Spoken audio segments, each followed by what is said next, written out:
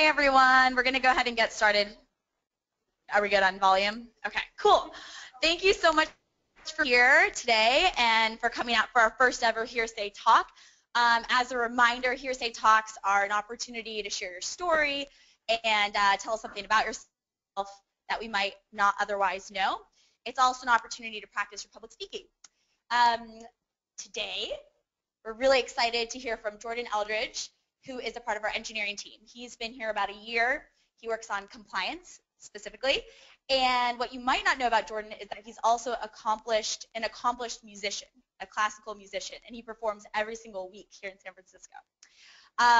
You might also not know that he is an aspiring father. And his wife Chelsea is here in the back. Raise your hand, Chelsea. And they're expecting October 1st, so, you know, in case we have anything go on during the talk, Chelsea has promised that she will hold tight for the 15-minute talk. With that, let's get started. And Jordan, thanks so much for being our guinea pig.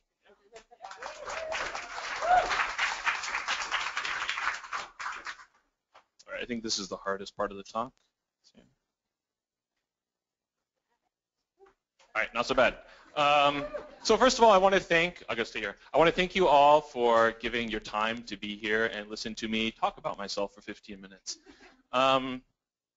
So when Patty asked me if I would give a talk about myself, I started to think about what is it about me that is worth sharing, that is maybe unique or interesting. And I found that it really comes down to the single thread that runs through my life is being creative, but doing so in the context of constraints and how those constraints inspire my creativity and sort of keep my creativity manageable. So finding creativity through constraints. So you just heard a little bit about me. I'm a programmer, I'm a musician, but the overarching, I think, quality about me is that I'm happiest when I'm creating. So I think many of us are creative people, and I think the way that manifests is that when you have something that you're interested in and that you're making progress on, that's when you're most happy and most fulfilled. And you might think that that applies mostly to my singing or to sort of the artistic portion of my life, but really this is, for me, an overarching quality that informs both my programming and my singing or general musicianship. So I think the hardest part for people who are happiest when they're creating is staying inspired, staying in that place where you have something to work on and that you want to be working on and that you're sitting at your desk working and then somewhere in the back of your head there's like, oh man, I could be doing that other thing. Or like, I want to, you wake up in the morning, you're like, oh yes, I have the idea, I can go finish it. And it's taken me a long time to arrive at that place where I feel like I'm continually in the zone of being inspired and being creating. And I wanted to sort of pick apart how I think I've gotten there and what role constraints play in that. So here's an anecdote. Some of you may know that the Green Eggs and Ham, the Dr. Seuss book, was actually written on a bet. So his publisher bet him that he couldn't write an entertaining children's book using a vocabulary of only 50 words. So that's a sort of obvious constraint. And you can see sort of the great success that he had with it. It was I believe it's his best-selling book, and certainly it's memorable and unique in a way that maybe you wouldn't realize is attributable to the fact that it has a very limited vocabulary. But I think it just speaks to the creativity that constraints can unleash. So I want to dissect just two projects that I've done in the past. They're both musical, and sort of pull at the threads of what role constraints played in them, and both how it applies to those individual projects, but also how it applies to the greater creative process. So the first project is arranging a song, and as any musician knows, just the idea of arranging a song for an instrument is that you take the melody and the harmony and the rhythm and you sort of compress it down so it all fits on whatever instrument you're arranging the song for. And I arranged the song for the ukulele. So the ukulele is, I think, a really interesting instrument because it's small. And small is limiting, and limiting is interesting. So ukulele only has 4 strings. It can't play very loud. It has a very limited range. And all of these things which you might think would sort of put a limit, a damper on your ability to be creative, personally, I think really help inspire great creativity. So the song was Smile by Charlie Chaplin, the film actor. And I'll just play a little bit of it here for you.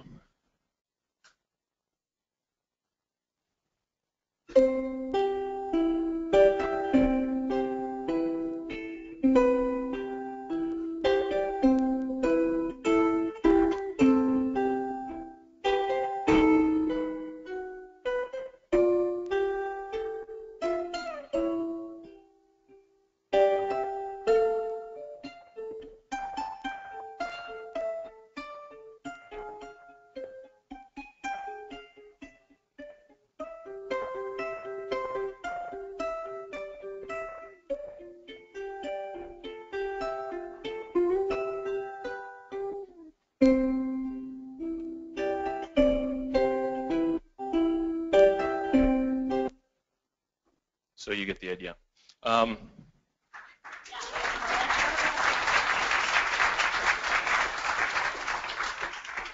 So I feel like a lot of creative projects never get their feet off the ground. And it's because the sort of choices that you have at the very beginning of a project can be sort of insurmountable and overwhelming. You know, where to sort of take that first step.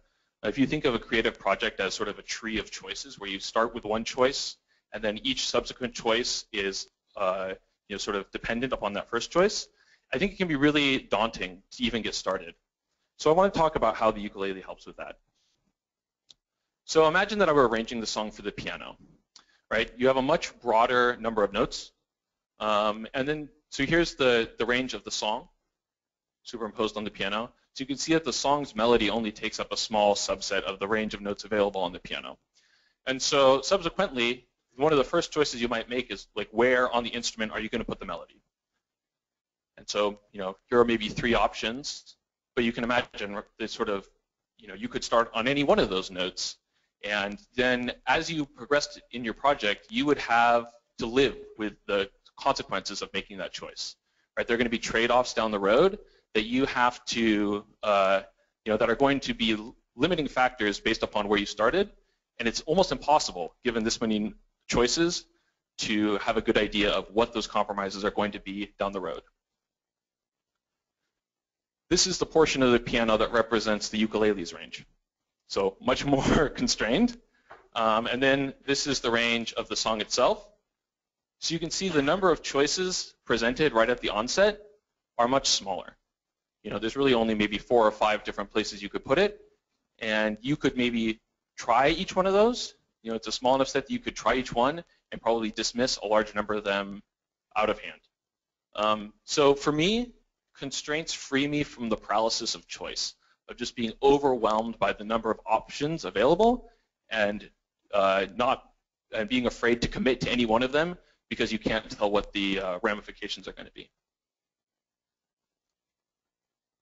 And I think starting with that first step with confidence, first of all, it leads to more steps that are, you know, within this defined space of like, I have confidence that I'm on the right path. And then when you get to the hard part of your project, so I took an art class when I was in high school, and I was a terrible artist, but I do remember something that the teacher said, which is that every like artistic or creative project has this arc to it, where it starts out pretty manageable, and then at some point it comes to a point where it feels insurmountable, where you're like, there's no way to solve this problem. Maybe I took the wrong step at the beginning or whatever, and you're at this place, and the difference between people who are successful creators and those who are not is those who get to that place and can find the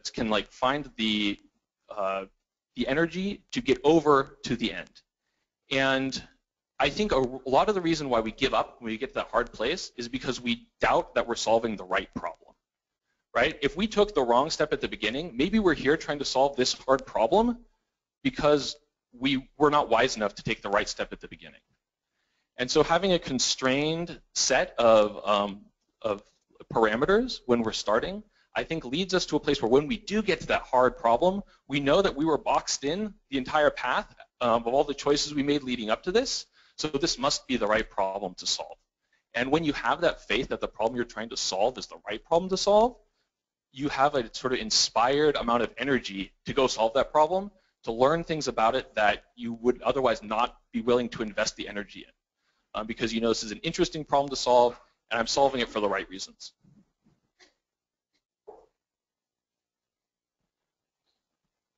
So the second project I wanted to share was an instrument that I built. And I went, again, with the ukulele. You'll sense a theme here. So the ukulele, right, it helps right off the onset because, you know, building a harp or an organ, probably a much more ambitious project than building a ukulele. So I was at my parents' house for like a Christmas break right after graduating college, and I was there for a weekend, and I wanted to do something because my parents are boring. And so I had limitations, right? I only had a weekend that I was there where I would have sort of the tools that are at my parents' house. And I didn't have a car, so I would have to do this without leaving the house. So I'd have to make do with things that were on hand in the house. So there are sort of two constraints that I was handed. So I built an electric ukulele, and I've sort of compiled a little from a larger video, some information here. Hello everyone. So this is the terrifying outcome. It's built out of just a piece of wood. The strings go around, and instead of having the tuning pegs up here to conserve space, they're in the middle of the body, which means they wrap around over these big pens that I cut up.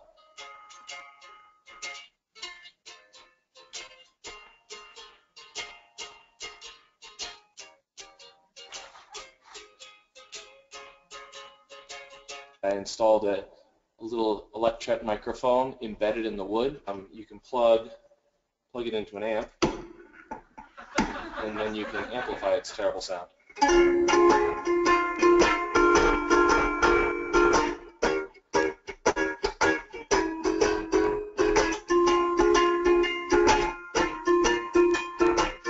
So again, you get the idea.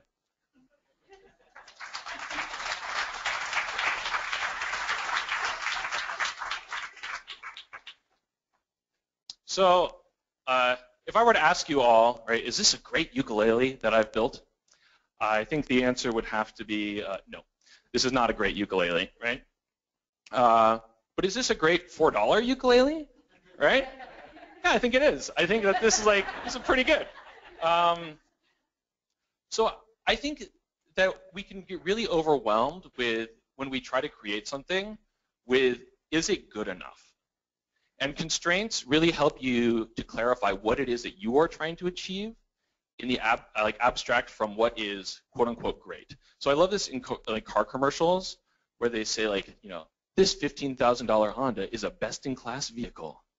It's like, well, it's not the best car, so we can't say it's the best car. It's not the fastest car. It's not doesn't have the most amenities, but we can say it's best in class because for the constraints of a cheap car, it's pretty good. And I think that's actually really valuable, right? Is if you define what it is that's actually interesting about this for you and what it is you are trying to achieve, then suddenly you're not competing with luthiers who have dedicated 6 generations of their family's time to perfecting the art of building the best ukulele. It's like I cannot compete with that in a weekend, but I can build this interesting piece of crap, right? So it has something that it allows you to define your goal and define a goal of success, which is achievable for you. So as anyone who's ever sat with me at lunch knows, I am always making things, and I'm always building stupid things, and I will not shut up about them. And sometimes people will humor me by saying, well, how do you come up with so many interesting things? And I think, it comes back to this notion of constraints, in that constraints help you find novelty, help you find something which has not been played out. So even though you're working in, making a string instrument is like a really old art form, but you can find something new and interesting and worth exploring, and that has interest both to you and to an outside audience by applying some set of constraints. So this project was interesting to me, and the video that I extracted it from has been viewed 75,000 times on YouTube. So there's something interesting there. And again, this is not a great instrument, but because of the constraints under which it was constructed, it has something interesting about it. So I hope that hearing me talk about myself for 12 minutes has inspired you to compare, my experience with your own. And I hope maybe you're thinking either, oh, awesome, this applies directly to my life, or at least are wondering, how could I apply this to my life?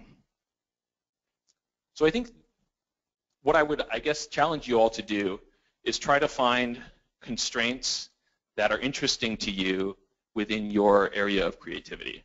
So maybe you are a chef or a cook or a knitter or a carpenter or a poet, whatever it is that sort of you find interesting. I would challenge you to go find constraints that you find interesting. And I want to give you a few tools of things that that I think have helped me discover things that I think are interesting. So the first is to pay attention to small things. I remember I found this website, this was probably 8-10 years ago, called umbrellatoday.com. I don't know, maybe people have heard of this. It's the simplest of websites. It is umbrellatoday.com, and you go to it, and it says yes or no, right? So weather.com is great, but it doesn't actually answer the question I actually have, which is, do I need to bring an umbrella today? I don't need cold fronts and warm fronts, and it doesn't mean I don't care. So pay attention to small things, because frequently they have some baked-in constraints that make them interesting.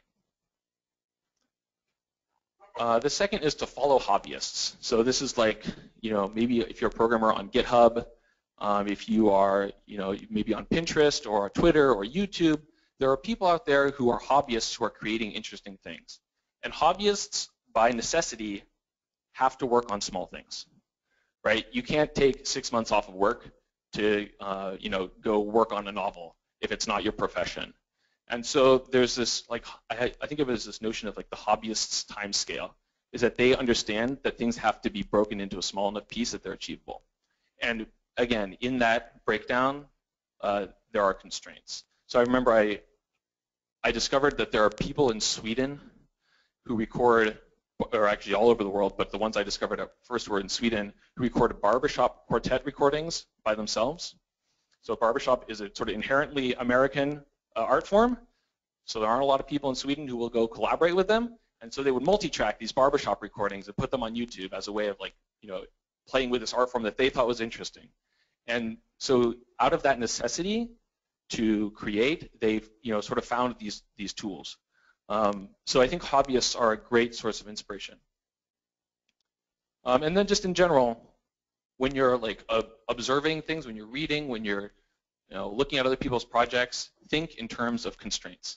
So try to pay attention and pick apart, what is it that actually makes this interesting, and is there some constraint in here which might be interesting for me to play with?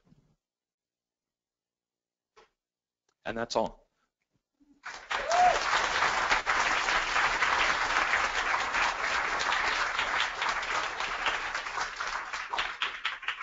So if anyone has any questions, we have the catch box here.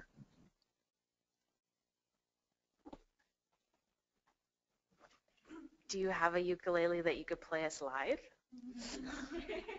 No.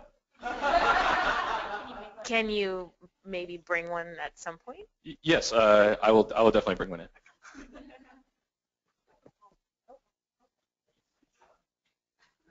I'm not a good thrower. So I wonder, have you ever done the same project, but with different constraints? Like, for instance, your $4 ukulele is a pretty awesome ukulele for $4 in a weekend, but have you ever thought about making a $40 ukulele that you might spend a week on? That's a really good question. I don't try to think of a single example. I definitely have started a project with a certain set of constraints and realized partway through that they really weren't the actual interesting constraints. The only project that comes to mind is rather obtuse programming one. No, actually. So yeah, I won't go into the details, but I think sometimes you will start with a certain set of constraints because that's what you think is actually the heart of what's interesting about this sort of area in which you're working, only to find that actually this is not that it will bring you around to the thing that's actually interesting, and then you can sort of set that piece aside and start again with the new oh, actually it's within this domain that this problem is actually interesting. Yeah, I can imagine your $4 ukulele. It sounds pretty good for a $4 ukulele, but it's not the best sounding ukulele ever. It's probably not the most fun to play. I bet it doesn't even have frets, does it? It does not have frets, which makes it very difficult to play. Yes. So yeah. Okay, yeah, that's all I got. Maddie?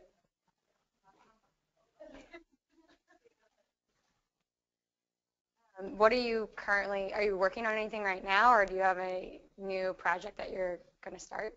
Yes, so I'm currently working on what the world desperately needs, which is a meme generator. So yeah, and again, it has an interesting constraint, which is that most meme generators you have to go and you fill in all the fields and you pick the image and all this stuff. But the entire user interface to this meme generator is the URL. So you type in URL meme / success kid / the text you want at the top / the text that you want at the bottom JPEG, and that is the image that you were looking for.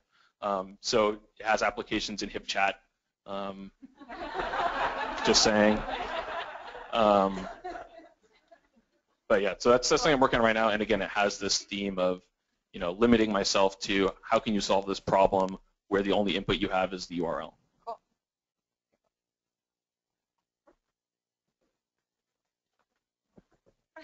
I'm going to ask a really dumb question. So I've noticed professional musicians, and I noticed it in your the first video, when people play instruments, they bob their head a lot, in kind of weird ways. What is Thank you. That?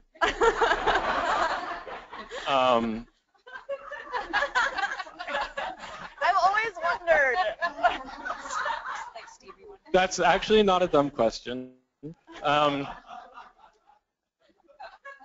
So music, I think, comes out of singing. Is sort of the first instrument that we had, and therefore is tied intrinsically to the body and to breath.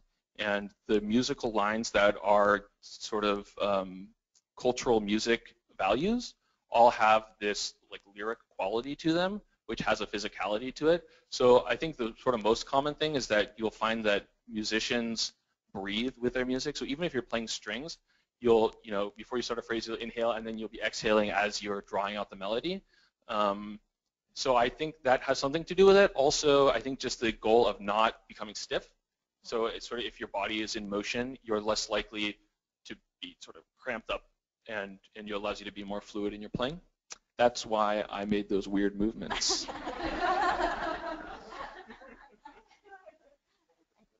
Oh, I don't want to throw it. Was that a standard tuning ukulele? Yeah, it was a standard tuning, the standard intervals, but I think up a whole step because the size of the instrument meant that the strings would be too slack if they were at the regular tuning.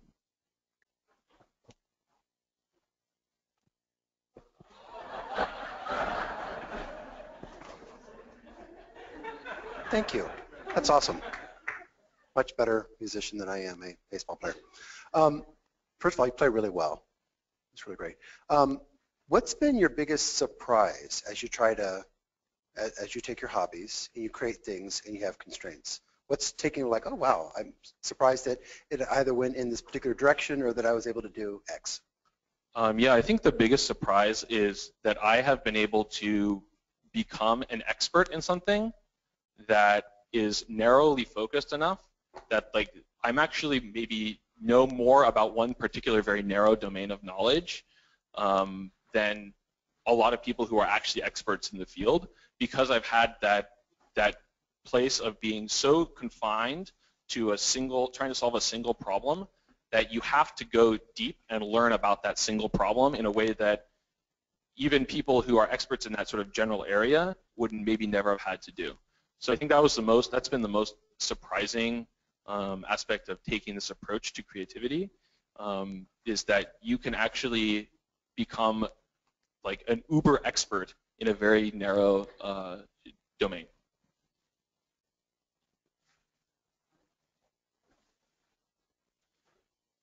Last call. All right, thank you very much.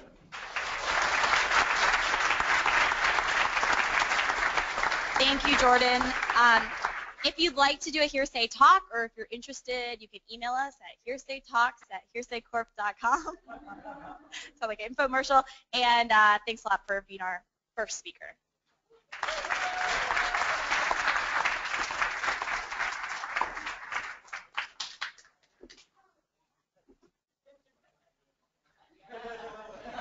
And our next Hearsay Talk will be next month with Amanda Atwood.